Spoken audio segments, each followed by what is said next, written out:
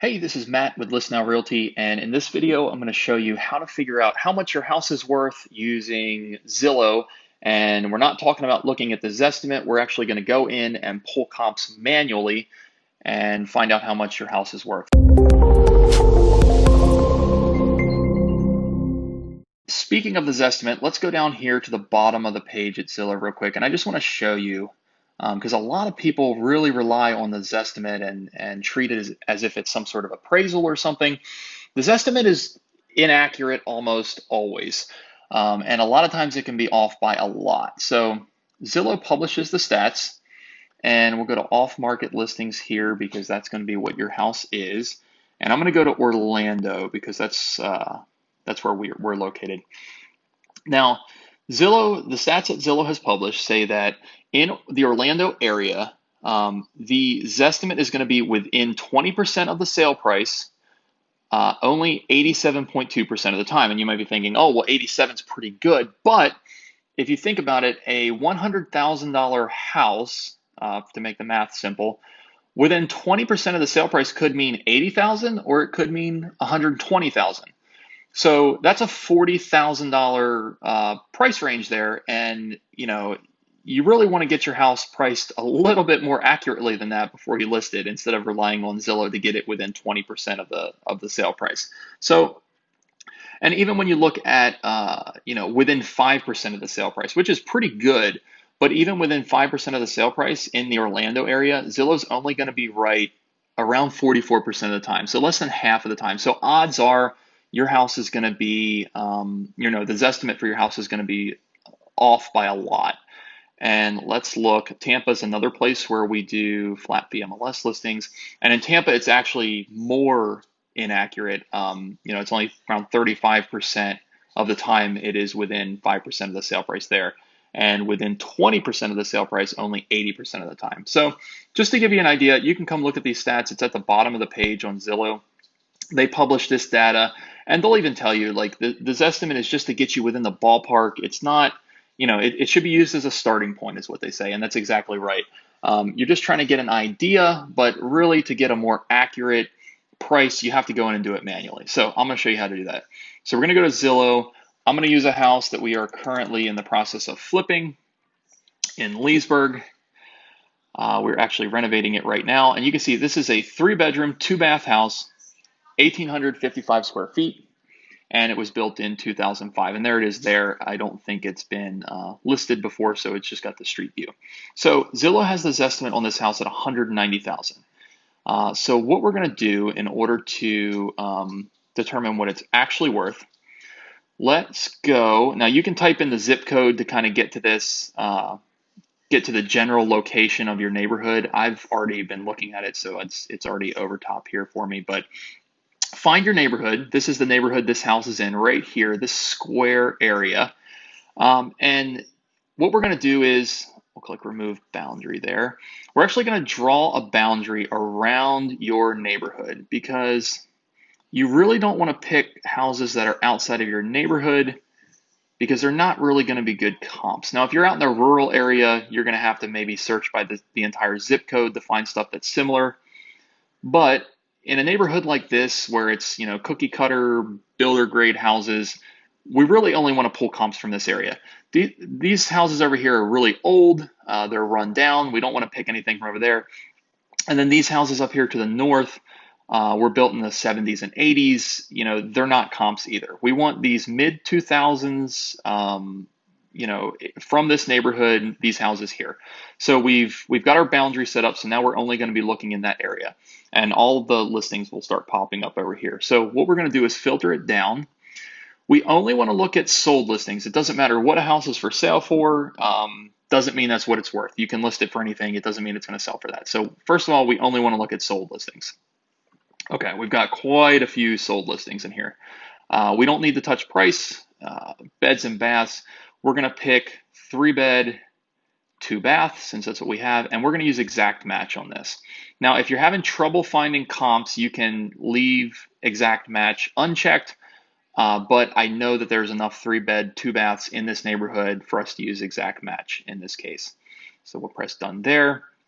We also, now this neighborhood doesn't have any of this other stuff in it, but if you're maybe searching by zip code, you want to make sure that you're only looking for houses if you have a single family house, or manufactured if you have a mobile home or a condo. You can't compare a mobile home to a house, in other words, or a condo to a house. You need to compare things that are very similar. And the more similar you can get it, the more accurate your comps will be. Now, square footage, you want this to be within 15 to 20% of the square footage of your house. So in this case, we're going to go, our house is 1,855 square feet. We're going to go between 1,500 and 2,000. Lot size, you also want that to be within 15 to 20% of your lot size. But I know for a fact all of these houses in this neighborhood all have the same size lot, so I don't really need to worry about that here. And then also, I'm going to cap this at 2010 as far as the year built. There is some new construction in here, and I don't want to pick up any of that because that's not going to be a comparable to my 2005 house. Let's see, we'll go down here. And then the other thing, very important, make sure you're only looking at stuff that has sold within the past 6 months. If you're having trouble finding things, you can always go back 12 months, but you really want to try to stick within 6 months in order to get the most accurate comps. Okay, so let's press done here. Looks like we've got two houses here. We've got one here and one here. This one's actually on the same street as our house. And we've got one for 176 and one for 175. And what you want to do is take a look at these houses, make sure that they're kind of in the same condition, make sure they have kind of the same updates and quality of finishes. These are the exact same countertops and cabinets that our house has. So this is going to be a good comp here. And I always look at the kitchen. That's where you can tell if people have upgraded things. And this kitchen is going to be the exact same. Well, no, this one looks like it has some sort of granite or solid surface, but the cabinets are the same, the flooring is the same. We'll call it close enough. It looks like they've got carpet everywhere else in the house. Okay, so these are pretty good comps. They're a little bit smaller. This one's 1,500 square feet. This one's 1,612, but they're fairly good. So what you can do is once you start finding comps like this, I've got a Google sheet over here, and I've actually put the addresses in of some comps that I found, and you can start listing the sale prices and just to keep track. Now, I'm going to show you, we've only got two houses here by what we've searched for, but we can actually find a few more if we pull up the actual property and look and see what Zillow is finding on this through their system. So this is our house here. Let's scroll down. There's our Zestimate. It's already looking like that's going to be too high. Now, if we come down here to, under comparable homes on Zillow, we can see that Zillow has pulled these houses, and Zillow thinks that these are comparable houses.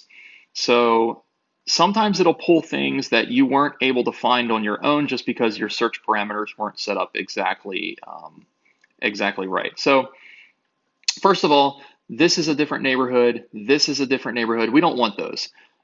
This is the same neighborhood. So let's pull up this. This could be an interesting one. I wonder why this one did not show up for us. This is a 3-bed, 2-bath. It's in the same, square footage range. It sold for 176. So this is another good comp. I don't know why it didn't. Oh, you know what? This is the same one we looked at before, isn't it? Is this the one we had before? 2223 Atkin Loop. Oh, yeah. Okay, so that's the same one. Let's find a different one here. Some of them will be the same ones that you find, and other ones may not be. So that's a different neighborhood. We don't want to pull that one. That's a different neighborhood. That's the one we just looked at. Okay, so let's go back here. I saw one. This is a different neighborhood. Okay, so here's two of them. These two did not come up when we searched. Let's see what the deal is with these. Okay, so this one's a 4-bed right here. Now we can use this, but just keep in mind it has a 4th bedroom. So this one sold for 180. It looks like all the other ones are selling for right around 175. This one had a 4th bedroom, so it sold for 180. But we can use that. And actually, I did put that one on the list over here, right here. And it looks like, from looking at the inside, it's pretty comparable. They've got similar, it's all the builder grade stuff. They haven't really done any upgrades from when they bought it. And then let's go back and let's see what else. I think there was one more. This one here was also one that Zillow found in the same neighborhood. And I don't know why this one didn't come up either, because this is a 3-2. It's in the same square footage range. sold for 174. So right again, we're right at 175, 174, 175, 176. And I don't know why this one didn't come up for us before, but Zillow is suggesting it as a comp. So, and we just want to make sure that what Zillow is suggesting is a good comp. And it looks like it is, it's in fairly similar condition. I think this one's a little more dirty. I saw, yeah, there's some dirty carpet. It's a little more rough than the others, but I mean, it's right around the same as ours. So once you find all these, you can put the prices, the square footage, whatever you want to put into your Google sheet. And then what I've done is I've taken the average of all these houses. So we're at right around 175, 176, 600. And you can even get more fancy with this. You can put the square footage in, and then you can find the price per square foot, and kind of go from there. You can really dive as deep as you want to, but it's really looking like this house that we are, currently in the process of flipping. It's really looking like we're going to be around 175 for the price, and I would say that's pretty accurate. When we bought this house, I comped it on the MLS, and I think I came up with 180. So using Zillow, we're pretty close, and actually we'll probably list it for 180 and then kind of expect to sell it for around 175. So that is about it. That's how you find out how much a house is worth using Zillow for free.